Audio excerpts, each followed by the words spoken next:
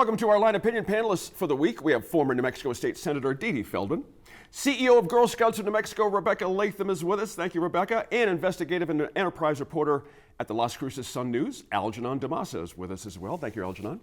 We're going to start it off in the political arena after new polling in the Albuquerque Journal. That poll shows double-digit leads for Democrats in 4 key state offices: Attorney General, Secretary of State, Treasurer, and Commissioner of Public Lands.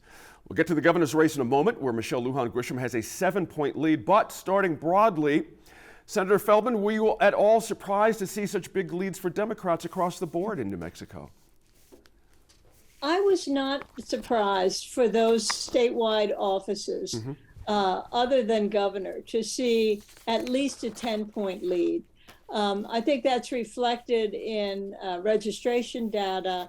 And I think also for some of those offices, the voters revert to their political party and not so much the personalities, with the exception of the Attorney General. Right. And crime is on everybody's minds. And I think that explains Raul Torres's good standing, along with the fact that he had a rigorous primary in which he advertised statewide, and became well known for that reason. But no, that did not surprise me. These folks, Secretary of State and the Land Commissioner in particular, are incumbents, and they've been in the news. They are known to people in New Mexico, whereas their opponents are not. Rebecca, interestingly, that treasurer's race kind of catches my eye there. Oh, actually, let me start with this. Let me back up. The race for AG that was just mentioned, GOP candidate Jeremy Gay doesn't have the same name recognition as Raul Torres, certainly as Senator just mentioned, but for those who are familiar with him, many are pretty enthusiastic about him. Do you think this race will get any tighter by any chance? I mean, I think there's always a possibility. There's still, between now and November, there's still a lot of time left where we can see some shifts. What I think was interesting to me was how many Republicans said that they would vote for the Democratic candidate versus how few Democratic voters said that they would vote for the Republican candidate and state treasurer. Senator Feldman, I echo everything that she says about, it's so hard in these statewide races when no one knows who you are and you're not pulling the campaign support to really establish your name.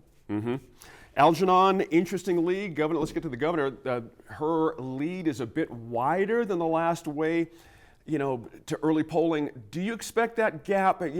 Personal opinion I'm asking here, certainly, but in your professional opinion, is that gap poised to get even wider, or can Mr. Ronchetti make a push late here? And if he can, what could he ride in on, so to speak? I would expect it to tighten, although you're right that the most recent polling suggests that the governor is widening what was a pretty slim lead for a while. The governor has emerged from the pandemic and consequent challenges, as well as some other issues politically that beat down her approval ratings considerably. But now there's a choice to make, and we're learning much more about the positions that Mark Ronchetti offers in the alternative. And interestingly, one thing that has been, a lot of eyes have been on how the overturning of Roe v. Wade this summer would affect the contest. And I think one indication of whether that's going to have an effect in New Mexico, which acted preemptively to protect abortion rights in the state in anticipation of this very event. One thing to look at is new registration of voters and how many women were registering to vote. In states like Kansas, there was a pretty sizable increase in the number of women as a percentage of new voter registrations. In New Mexico, it has stayed largely the same. However, I think perhaps, especially with the announcement on August 31st about the governor's plans to fund a new full spectrum reproductive health clinic in southern New Mexico in Doña Ana County. I think perhaps that's going to become an issue debated, and we'll see if it moves the numbers for either candidate in either direction. Senator, I'm glad Algernon brought that up. I'm very, very glad. Interesting. It says to me the governor is feeling pretty safe in her position of where we're going here. And maybe perhaps to add to that, in the polling we're referencing here, 50% of women support Governor Michelle Lujan Grisham to 32% for Mark Ronchetti. That's a pretty big gap. Does Mr. Ronchetti, is there anything Mark Ronchetti can do at this point to get out from under this abortion issue and increase his numbers with women here? Well, it's no surprise, and it's not a coincidence that the governor used her power to announce a abortion clinic to be located in southern New Mexico, where the polling data shows that support for abortion is even stronger than in Albuquerque, Right. which was a surprise to me in that recent polling by Sanderoff.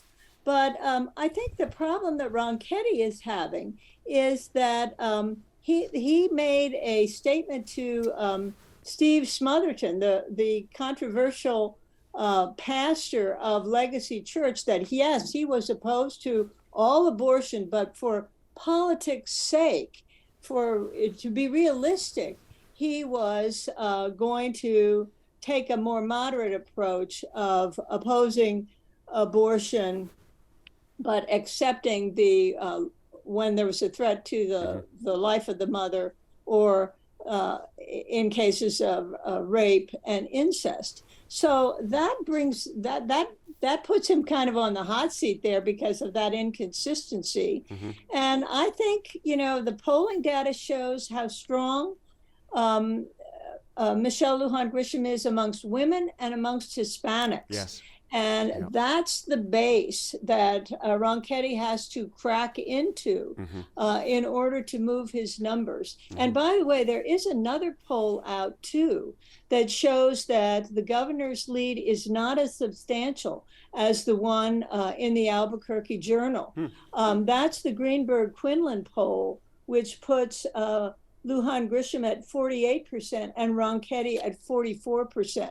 So that's a 4% difference. And that's surmountable. That's right. That's a good point there. I appreciate your last point there. Rebecca, I got to get you in on this one. The Journal poll, of course, covered abortion as well, which I thought was actually kind of brilliant. Only 12% of New Mexicans support outlawing abortion across the board. So I ask again that, Mr. Ronchetti has really got himself in a corner painted by, somebody else, but he's in it nonetheless. Can he actually back away from this and really get some credible traction at this point? So I think he has no choice, and I do want to point out that he and his campaign have denied even having that conversation with that pastor Steve Smotherman. Okay. So and I think Mark has been very transparent for those who are listening about, yes, he does have a personal opinion about abortion rights, but he also recognizes that that's not necessarily what New Mexicans want. In that Journal poll, where only 12% said that abortion should be illegal all the time, it said 35% said that it should be legal all the time.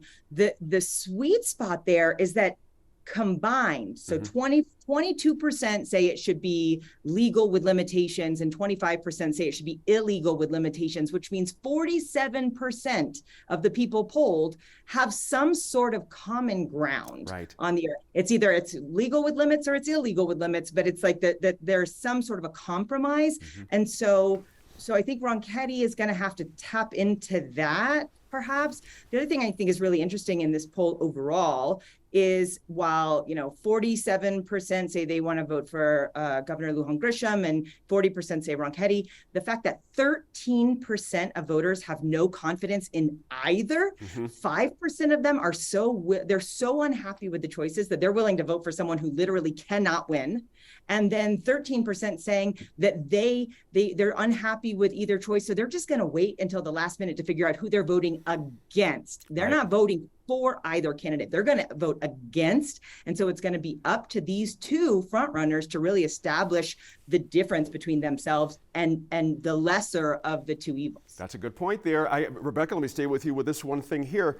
If he got he being Mr. Ronchetti, if an endorsement came in from President Trump, Would that be impactful for him? Would that put a little wind in his sails at this point? At this point, I mean, frankly, no. Right. I don't think so. But I also don't think that he is seeking any sort of endorsement. We saw in the primary that the Trump Republican lost horribly.